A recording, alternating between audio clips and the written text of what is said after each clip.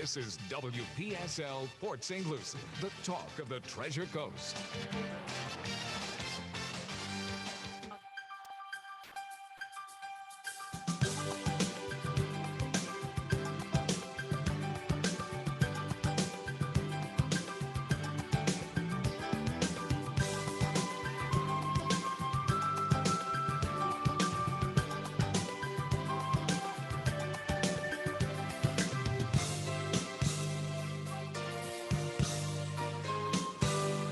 Well, a very pleasant good morning. It's 11:07 at WPSL 1590, the talk of the Treasure Coast, and you're on Never Alone from Harbor Place with Executive Director Jack Walter. Good morning, sir. Good morning. How are you? Hey, we're doing fine, all snuggled in here, and yeah, I'll tell you, winter's a bear in Florida. It can go away. It's only been 24 hours, for God's sakes. I know. But the bad part is it's cold on the weekend, and it tends to warm up during the week when I have to be in the office and I can't go really do anything. That's true.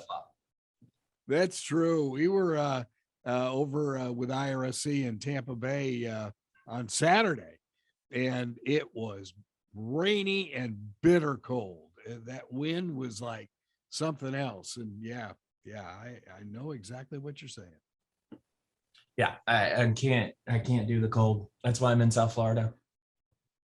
Well, it's funny. By the way, how's your Swedish? Not good.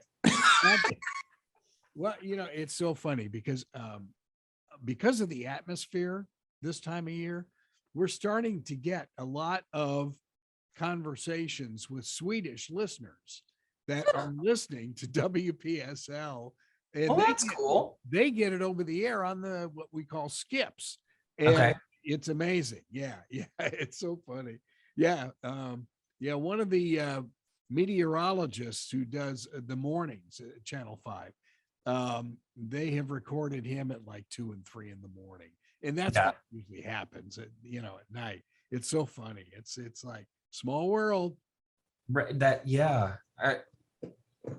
I would never have thought that. Swedish. Well, and actually, it's the entire real northern hemisphere. We get correspondence from northern Italy, Finland, Iceland. In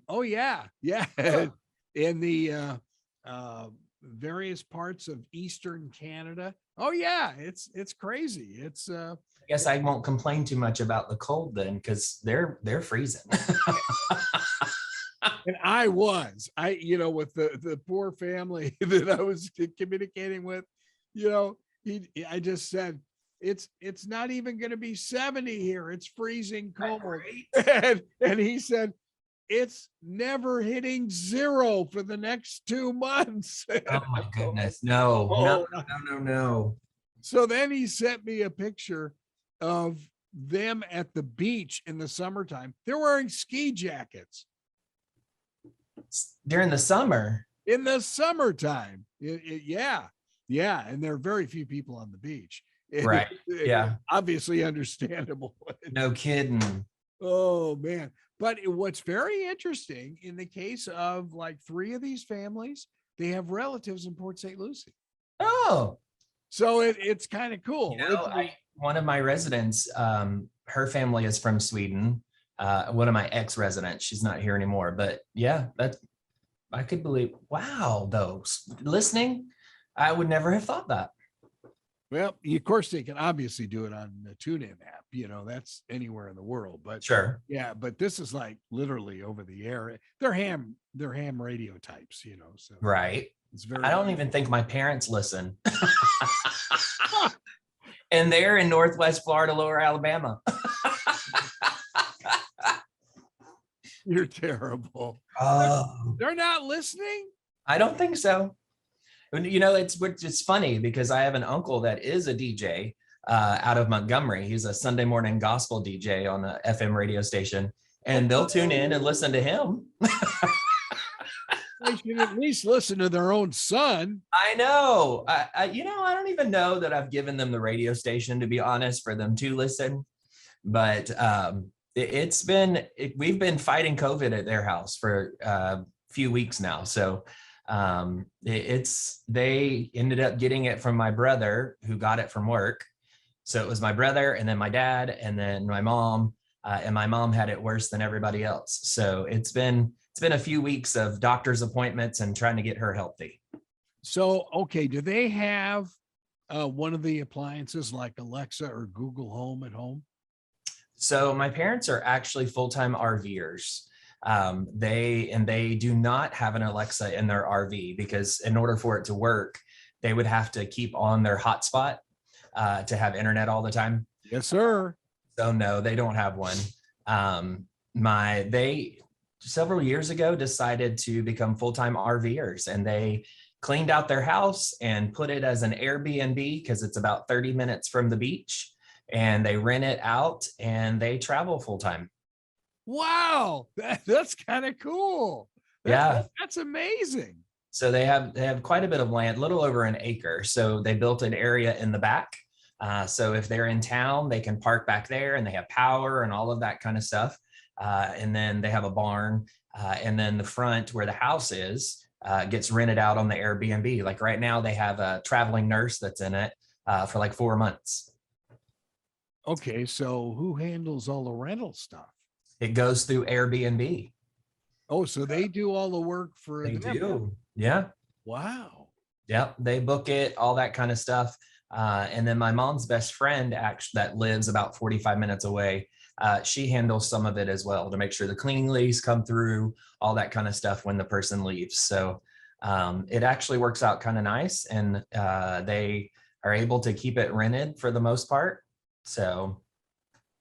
Yeah, well, we had a listener call in from Daphne, Alabama. Yeah, that's where I'm from. Okay. Oh my goodness. Okay. Well, I said, is that near Mobile? And yeah. Yeah. So my parents actually live in Robertsdale. So if you're coming from Pensacola, you're going to hit the first Alabama exit is Wilcox. The second is the Foley Beach Expressway, which takes you all the way down to Gulf Shores. And that's the exit my parents live off of. And then if you go one more exit, that's where my house used to be that I sold last year. Wow. So yeah, small world. That's amazing. Yeah. I used to run a building in Mobile for a couple of years, and I ran a couple in the Daphne area as well. So I'm very, very familiar. Grew up in Pensacola, moved to the Mobile area after college, and then moved to Texas and then here. So that's pretty much home. It's where I was after 18. Wow, that's amazing. That's mind-boggling, as a matter of fact. Yeah. So what's happening at your place? We actually don't have a lot going on until February, with the end of the month, trying to get a few things done around the building. We had our seminar last week with Dr. Joe, which was fantastic. And then next month, we're having a Frank Sinatra singer come in for a Valentine's Day event. But other than that, it's just hitting the ground, trying to get some more move-ins. This is kind of our slow time of the year. It gets busy in November and December, and then January kind of slows down, and then February gets busy again. So this time of the year, the last few weeks of January, we're just out hitting the roads, going in doctor's offices and just trying to book some more seminars, things like that. Wow. Yeah. Well, the problem with Dr. Joe is he's so shy and retired. Oh, so shy. He did inform us that he's they're getting ready to have another baby. Yes. Yeah. He broke that news on Bone Talk last week. I was like, gracious. So he has got one in diapers and one about going to have another one. I'm like, whoo, nope, no, thank you. Nope. But speaking of diapers, we still have our diaper drive going on. We are focused on 2T and above. Since baby Jace has enough to handle for the next year, we wanted to focus a little bit higher on those bigger numbers. We've had a few come in. I have probably about 6 or 8 boxes in my office. And so we're still collecting those, and obviously still wipes. No formula is needed. I know we originally talked about that. But wipes, you can never have enough baby wipes. And then the 2T and higher as well when it comes to diapers, more pull-up type stuff, so we can make sure they have things to last. But That sounds great. Yeah, well, Sheriff mentioned you guys on Channel 5. I saw that. Yeah.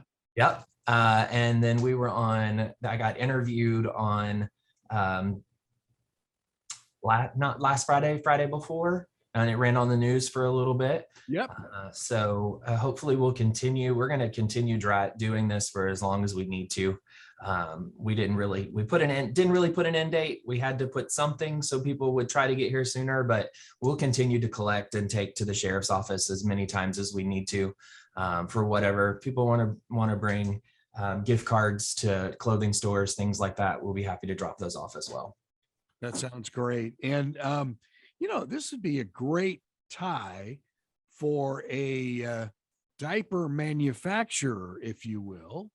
It would be fantastic if we could get a diaper manufacturer to donate. Oh, that would be phenomenal. It would, and we're actually working with a local Good Samaritan that has a diaper drive type thing that she does on the side to help people in need. So next year, or even towards the end of this year, we're going to have another full diaper drive for all sizes.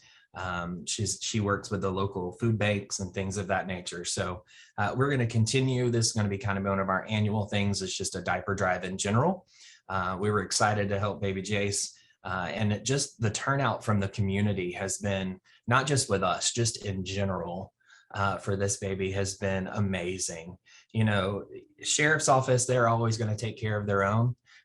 It's just same thing with any type of law enforcement, but just the way the community has stepped up to help from such a fantastic turnout has been amazing. Everybody, he has multiple GoFundMe accounts that they have run by different organizations. I've just been amazed by what all has happened to take care of this little boy. Well, and we've got to get you to cut a little 30-second commercial for that too. Yeah, we'll get that on the air and keep it running all year. You bet. Yeah, and from what I understand, Indian River State College has given him a scholarship. I know I'd heard a couple different amounts, but just the fact that they've donated as well, that's just a load off of his uncle that's taking care of. I think it's his uncle that's taking care of him, but I couldn't imagine being in that and everything that they've done to help him. It's just great. Yeah, I think it's phenomenal. So again, Diaper Drive, two and up, right? 2 and up. And you can drop them off at our building, which is 3700 Southeast Jennings Road. Just come in and drop it off with the receptionist.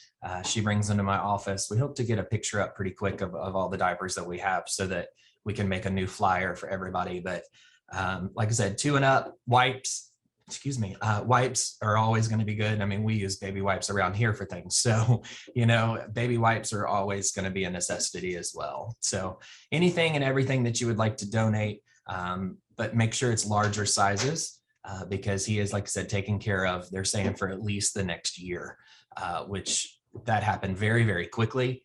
So we want to continue and get some of those larger sizes for them. That's amazing. That's really good news. And that's what's special about this area.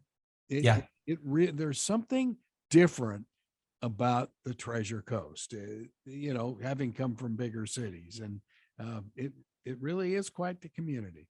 It is, and how quickly things happen, just from announcing it on the radio, and thank you so much for getting us in contact with other people, but it just blossomed in about a 24-hour period of what we were doing. And so we are very thankful for that and the partnerships that we have to be able to get that out there to everybody. Yeah, that sounds really good. And is the assisted living coming along? It is, yes. So we are looking now at the end of March to be able to say that it is completely renovated. We have some delays with carpet, much like delays of anything at this point. And so we are actually about to move into the independent living side and start renovating some of those apartments. So we're well on our way.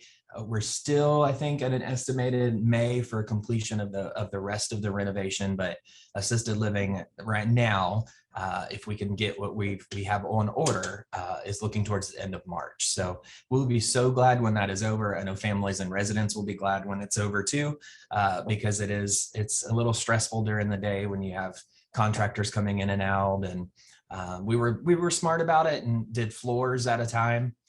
So right now we're getting ready to do our dining room, which will be kind of the last phase of getting things done. So we're excited about that. We're excited to be able to have an open house and show people what all we've done and how different it looks on the inside. Yeah, that sounds great. It really does sound good. Yeah. So when I was telling some of my independent residents today who we're getting ready to move them because it's time for their apartments to be renovated. And I said, just think about it. You'll go into your temporary apartment for about 60 days. And when you come back, your apartment will have a 20-year-old facelift that it's much needed. So hopefully everything will continue to go smoothly.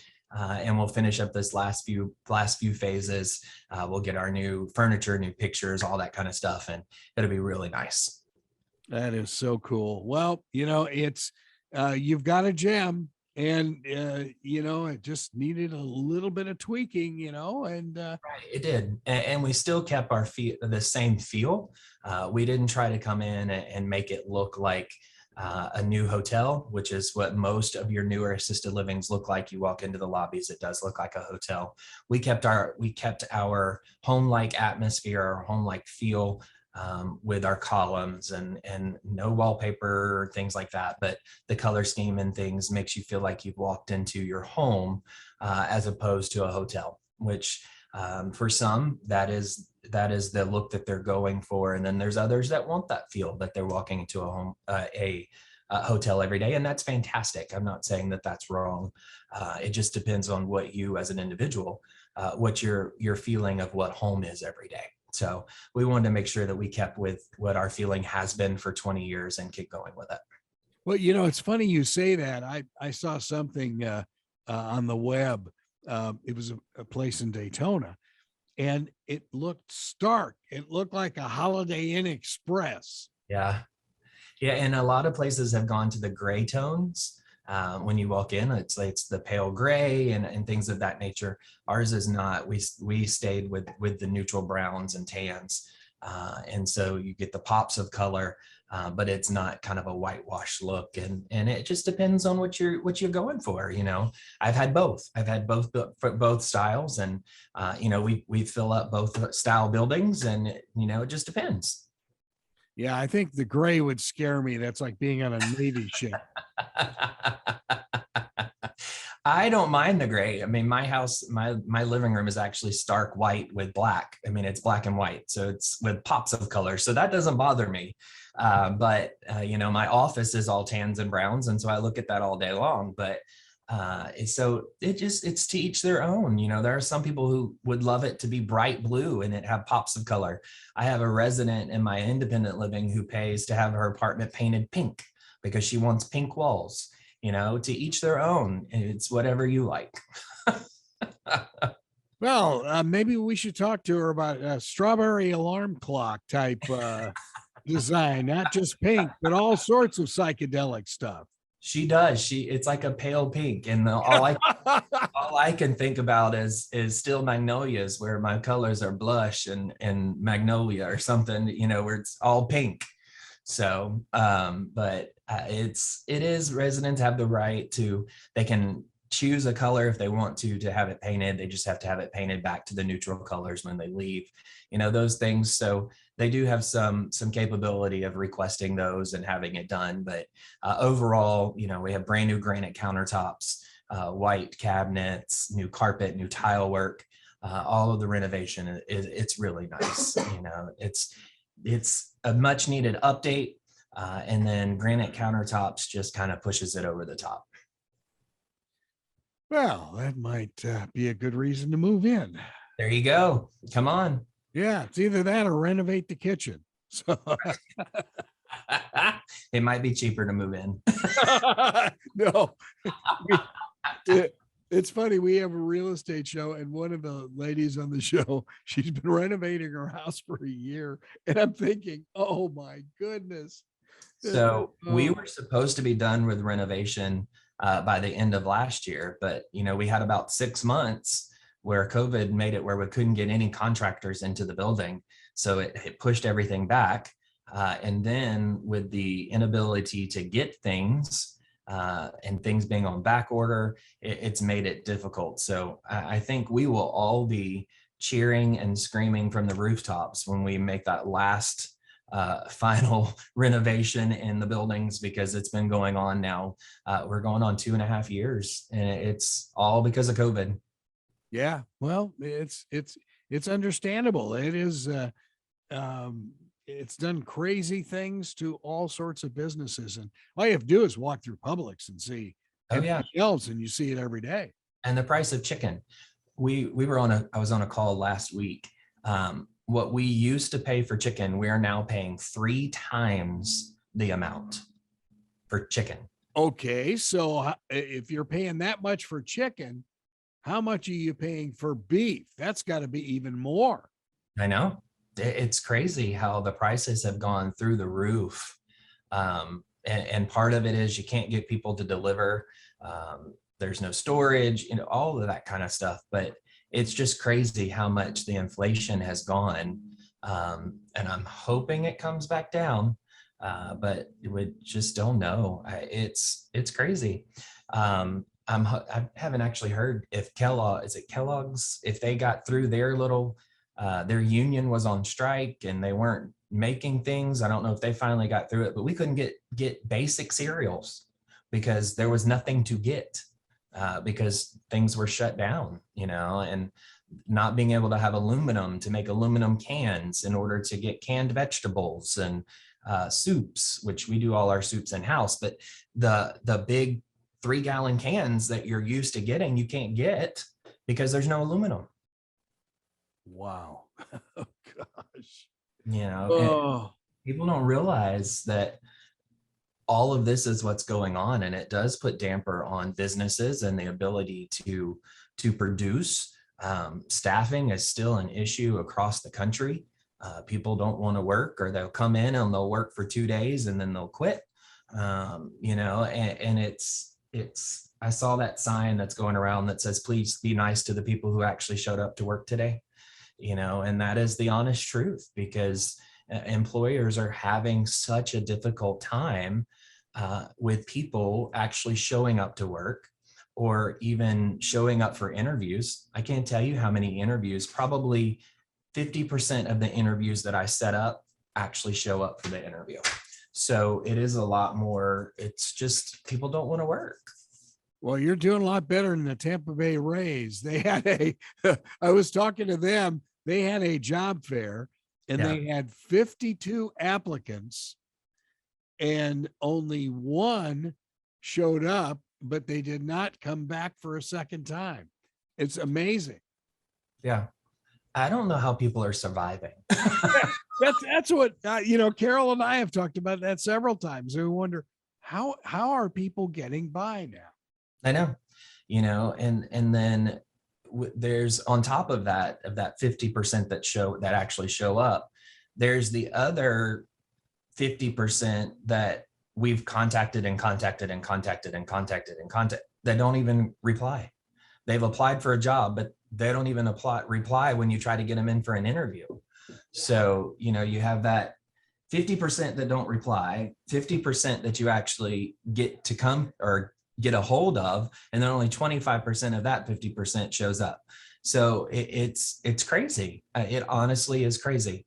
And I just wish I could get people who want to work, apply and come in, because I spend more time at this point going through resumes and trying to set up interviews, that I more time on that than actually doing what I really need to do and taking care of residents and things of that nature, just to get the volume that we need to come through. It's absolutely crazy. Yeah. And you hear it all over the place. I was talking to a Publix manager and he was just saying that, this just the stores around Port St. Lucie, they're all those managers are pulling their hair out. Yes. And when it comes to our industry, they're staffing agencies. And those agencies can pay double what we pay because they're charging us double to have them into the building. And so everybody wants to work with them because they can make more money and be like a travel person that we can't get anybody to come in and work at a normal type position or normal set of pay because they make so much on the travel. Almost like a travel nurse or something like that then, huh? Exactly. Yep. Wow. That's amazing. Yeah. So yeah, I don't think I've ever even asked you, how many people do you actually have at the assisted and the independent side?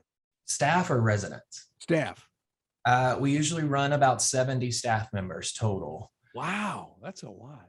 Yep, it is a lot. And even then we need more because we're constantly adding residents and things of that nature. And you want to make sure that everybody's taken care of and people are able to take time off and things of that nature. So 70 is about what we run. We prefer to have anywhere closer to 80 with some PRN staff so that we can make sure people have time off and things are covered.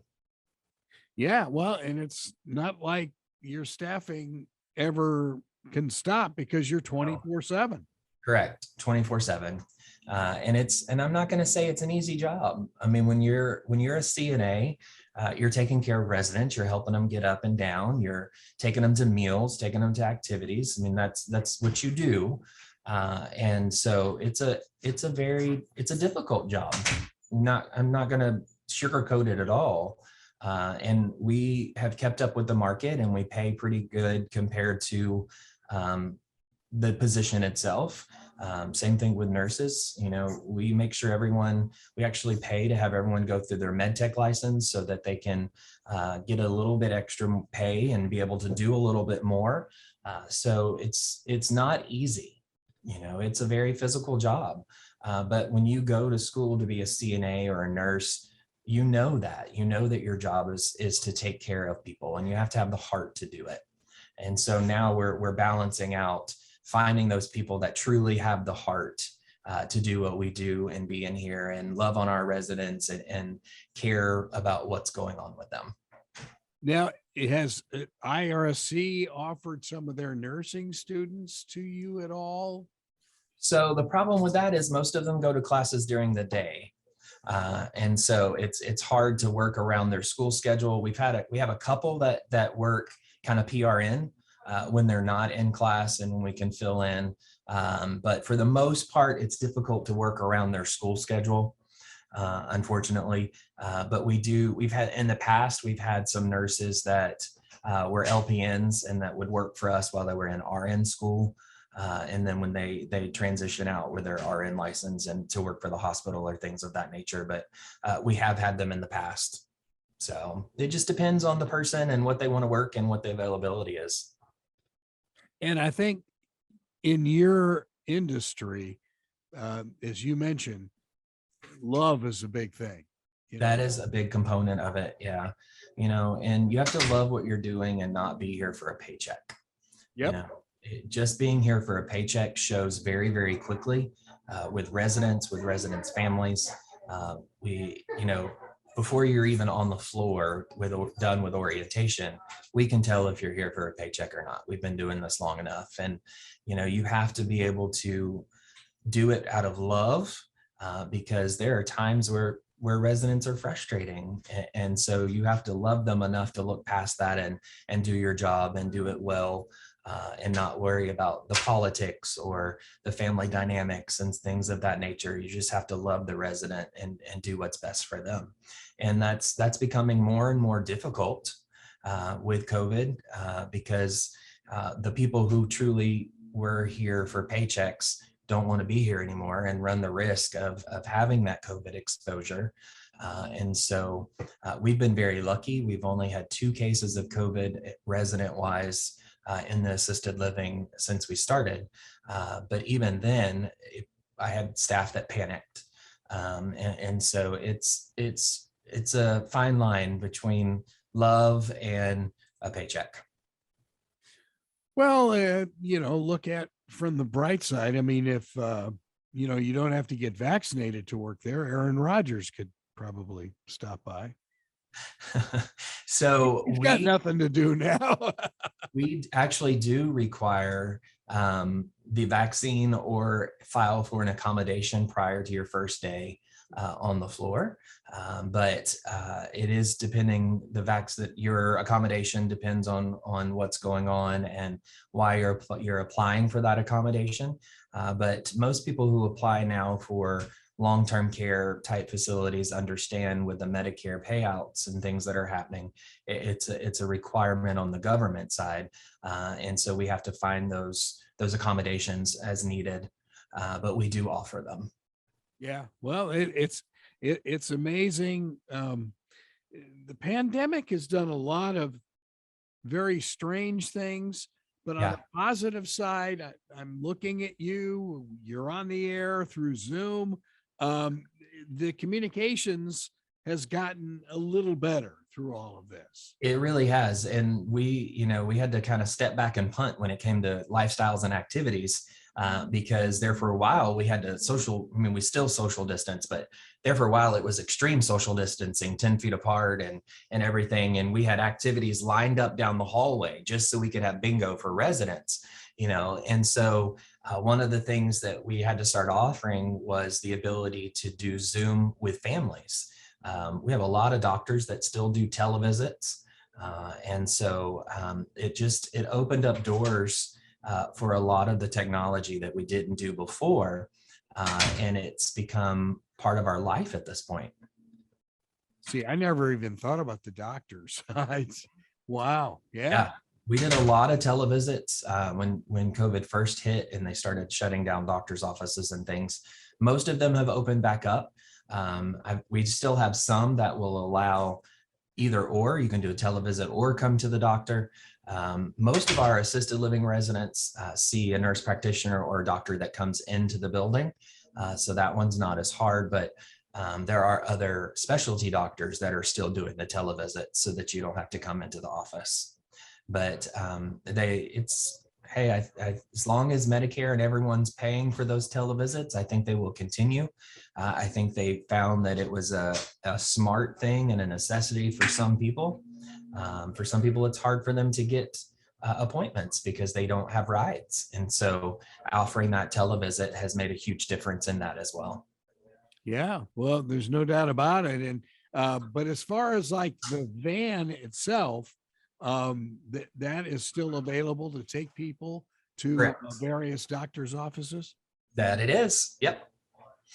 We do different, we actually have different travel days that we do from on assisted living and independent. We do them both, but we'll go to, say it's Stewart today, tomorrow will be Fort Pierce.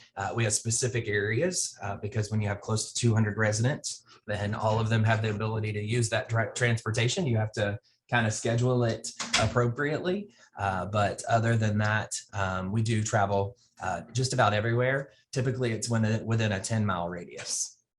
Well, but seeing your parking lot, a lot of the independent people still drive their cars. A lot of them still drive, yes. And then there are some that don't, but that's okay too. Again, we have 2 buses, a van and a minivan and a car. So we still try to drive as much as we can for residents.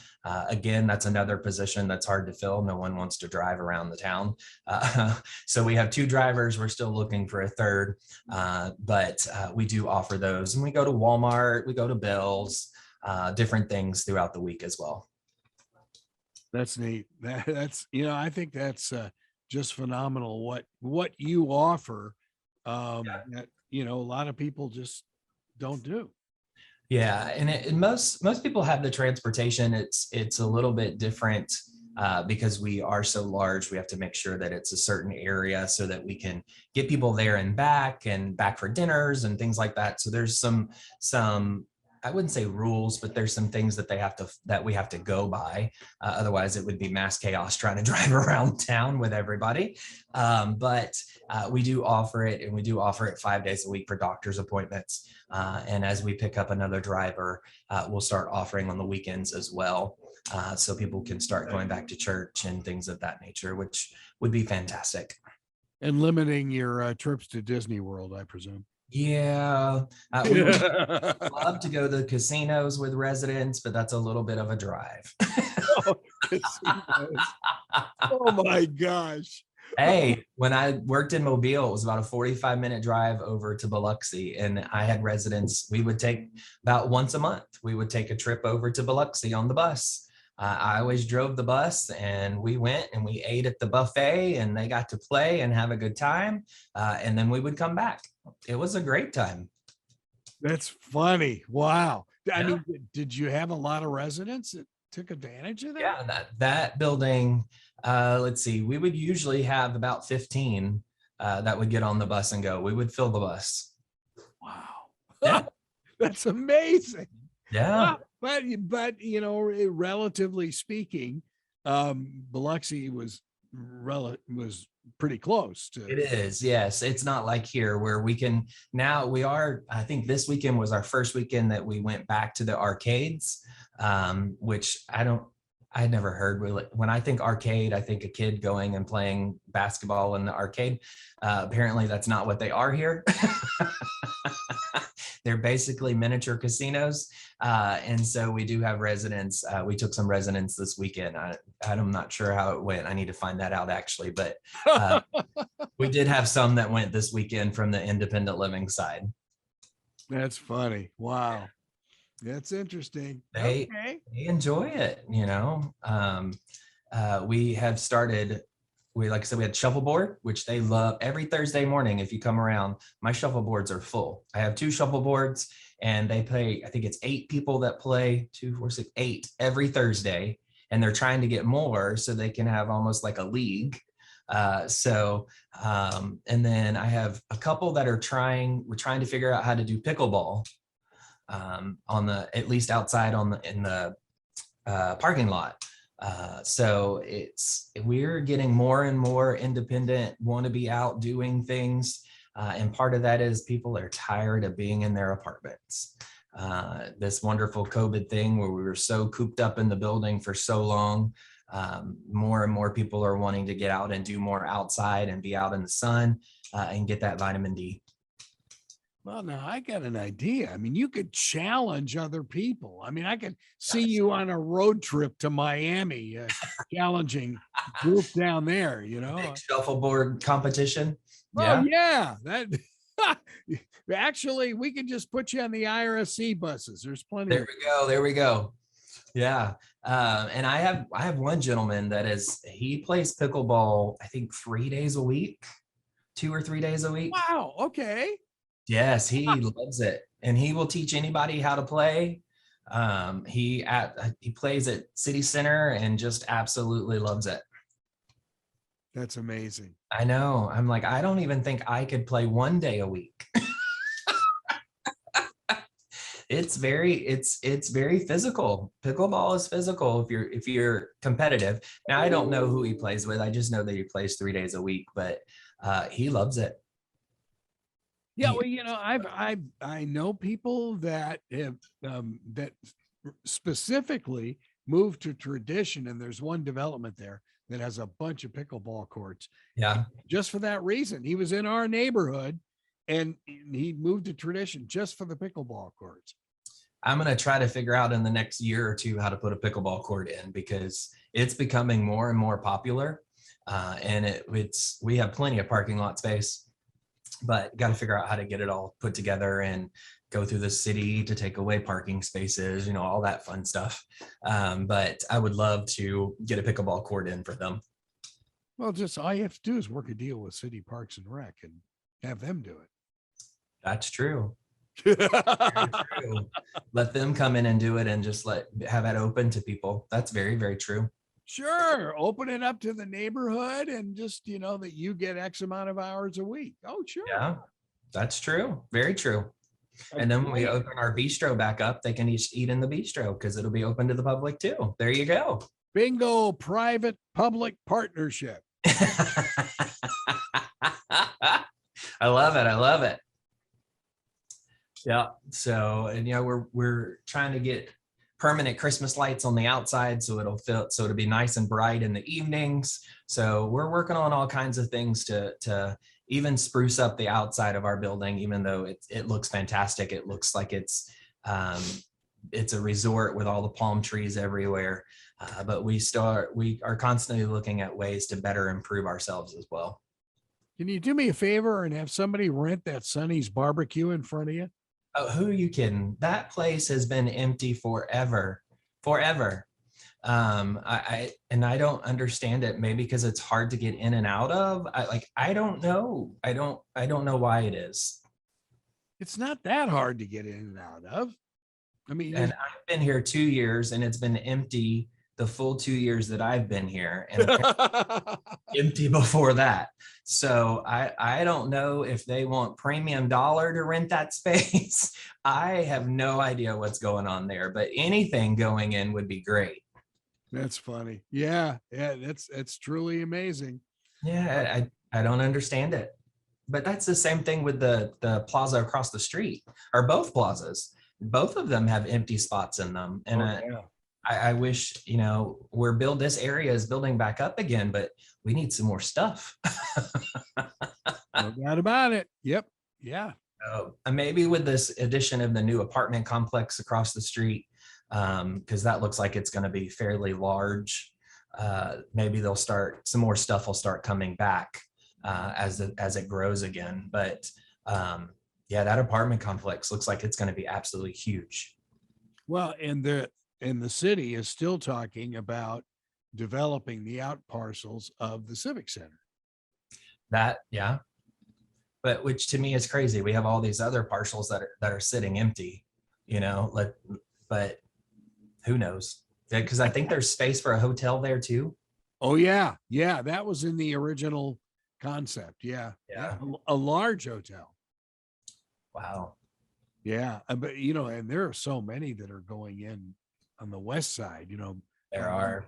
Yeah. I heard the other day that they're starting to rebuild again in Tradition.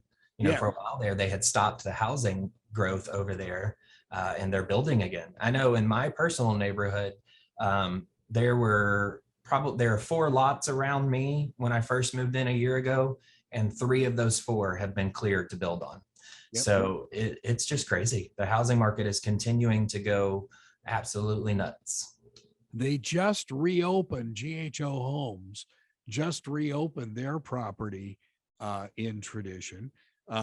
There again, they couldn't get supplies. So the houses that they were selling were right. Selling, they had 20 people going for, bidding for one house. Yeah. So, yeah. But now they've been able to get supplies and they're starting all over again. Yeah. I sold my house in Alabama about this time last year, and now I'm wishing I had held out just a little bit longer. Double? Yeah. But I will say, even then, that was at the rise of the market, and I had only owned it for 3 years, and I turned a profit. So, I couldn't imagine. People now are probably living a year and then selling because they're that quickly being able to make profits on houses.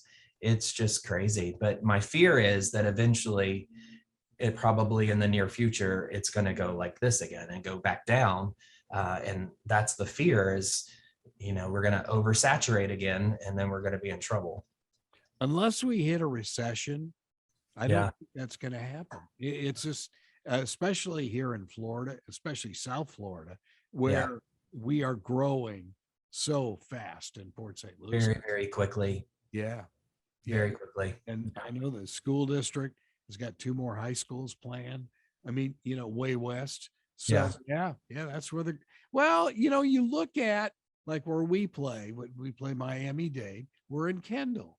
Well, that town was relatively, it's not new, but you know what I mean? Right. It was not much there.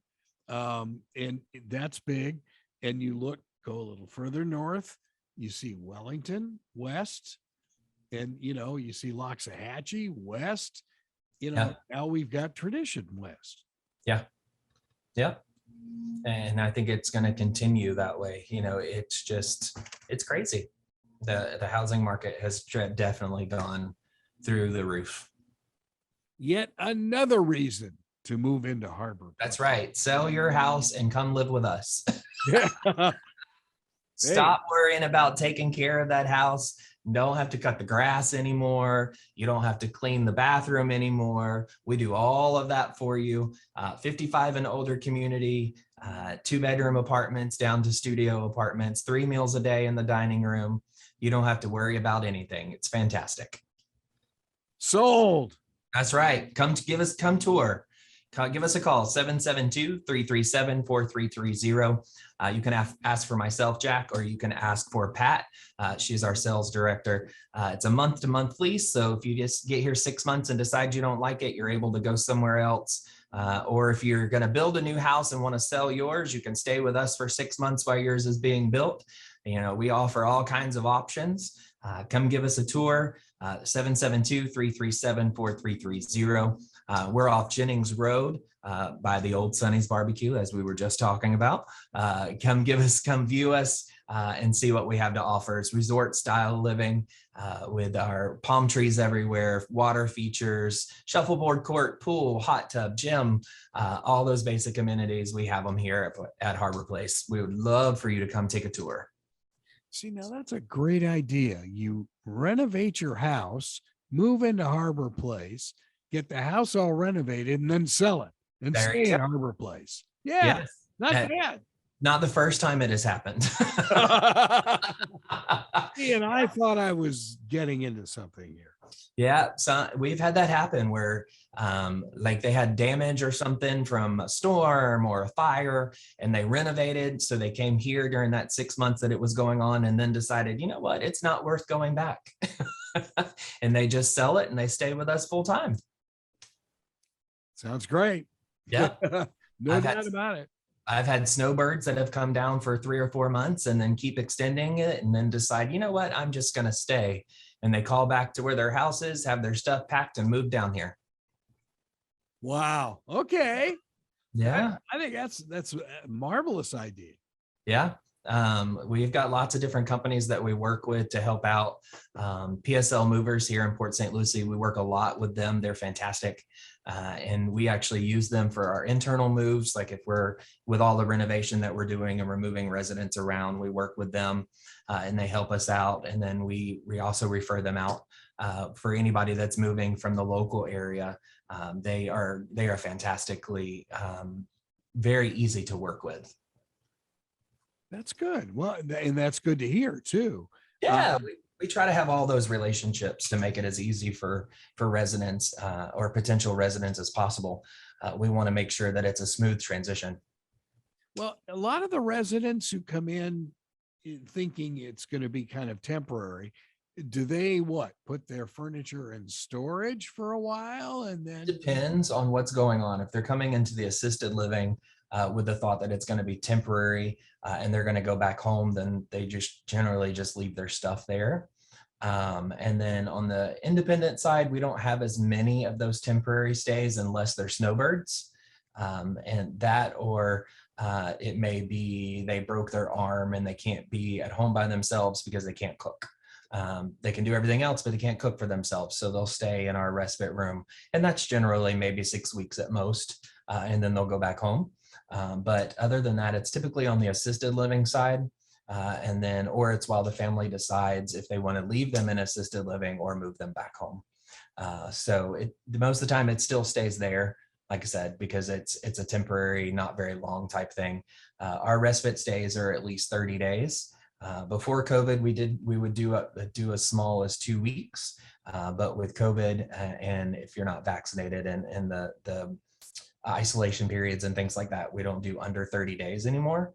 But it actually gives residents time to settle within that 30 days, decide if they really like it or if they're going to stay, or the family decides what's going on too. That's interesting. And on the respite side, if like you fall, break a hip and stuff like that, they can come to your place as well? Oh yeah. So typically if they break a hip or anything that they'll have to have surgery, or they may need to go to rehab for a certain amount of time, and they're doing great in rehab, they're progressing and insurance won't cover anymore, then they're able to come here and stay with us in the assisted living side, with continued PT, almost like it's a step back to going home, is hospital, rehab, us, and then back home.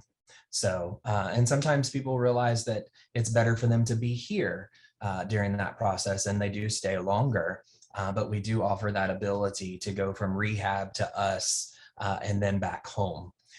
And so it's a good progression to make sure they're able to do it themselves. Well, and I wish my mom would have done that rather than just go back by herself. Yeah. We have to find her later. Yeah. Yeah, it does. And unfortunately that does happen, because they're so dead set on going back home and being independent. And what they don't realize is assisted living is not like skilled nursing. It's not like living in the rehab while you're there. We want you to be as independent as possible. It's just an extra set of hands, basically, for things. And so that common misconception, sometimes we can't even get people in here to look because they immediately think it's a nursing home. So it's a very common misconception. And that's why we're here on the radio talking. So people don't think that we're a nursing home, because we aren't. And we want people to tour and see what it's like, so they can see that that's not what it is, that it truly is assisting you in your daily life. No, and the people have to be ready for full contact bingo. Yeah. Yeah, and Pokino. Those are constants around here. Oh my, that's so funny. Well, now give us your address and phone number. So we're Harbor Place at Port St. Lucie. Come by and give us a tour. Ask for Pat, ask for myself. It's 772-337-4330. Again, 772-337-4330. We're at 3700 Southeast Jennings Road. If you don't have a chance to call and you just want to stop by because you're out and about, feel free to do that. All of the directors here are able to give you a tour and show you around so you can see what we're like. But give us a call, set a time. We can do lunch for you as well. If you're a company that wants to do a lunch or a dinner, just give us a call. We do those as well. We have a very large meeting space and a culinary team that's ready and willing to do those. That sounds great. And again, the Diaper Drive is on 2 and aboves. Just stop by and drop them off, right? That's great. Sounds good. All right. Well, you have a very, very good week, and we'll talk to you next week. Sounds good. See you then. Jack Waldrop, Executive Director at Harbor Place, where you're never alone. This is WPSL.